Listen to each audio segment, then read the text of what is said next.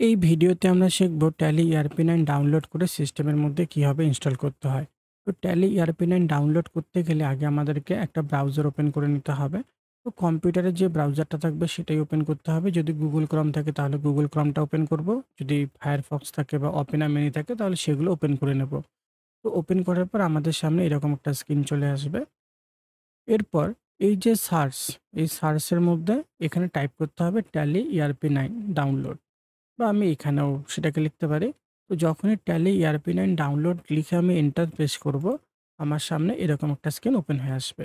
তো এখান থেকে ফার্স্ট যে লিঙ্কটা আছে এখানে, এই যে ডাউনলোড নাও, এখানটায় কি লেখা আছে?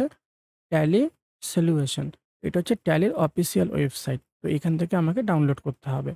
তো এখান থেকে ডাউনলোড নাও এই লিঙ্কের মধ্যে ক্লিক করব। তো যখনই আমি এর মধ্যে ক্লিক করব, আমাকে আবার একটা নতুন পেজের মধ্যে নিয়ে আসবে। তো ট্যালির যে অফিসিয়াল যে ওয়েবসাইটটা সেটা ওপেন হয়ে গেল। তো এখানে সবার শুরুতেই আছে ট্যালি ডাউনলোড ট্যালি প্রাইম। তো এখানটায় ট্যালি প্রাইমটা আছে কিন্তু আমার প্রয়োজন পড়ছে ট্যালি ERP9। তো এখানে আমি যদি ট্যালি প্রাইমটাকে ডাউনলোড করি তাহলে এখান থেকে ডাউনলোড করে নেব। কিন্তু আমার প্রয়োজন ট্যালি ERP9। তো ERP9 এর জন্য আমি মাউসটাকে স্ক্রল করে একটু নিচের দিকে চলে আসব। একটু নিচে আসব। আসার পর এখানে আছে ওল্ডার ভার্সন। তো এখানে ওল্ড যে ভার্সনগুলো এখানে আছে। তো ডাউনলোড ওল্ড ভার্সনের মধ্যে ক্লিক করতে হবে এর মধ্যে।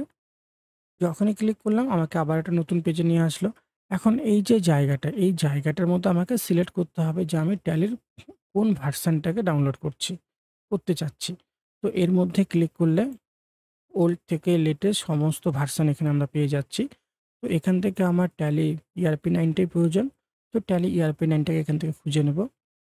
তো এখানে ট্যালি ERP9 এর লেটেস্ট যে ভার্সনটা আছে সেটাকে দেখে নেব। তো এখানে আছে ২০২০। এটাকে নিয়ে নেব।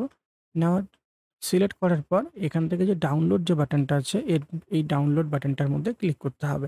তো এর মধ্যে ক্লিক করলেই ট্যালিটা ডাউনলোড হয়ে যাবে।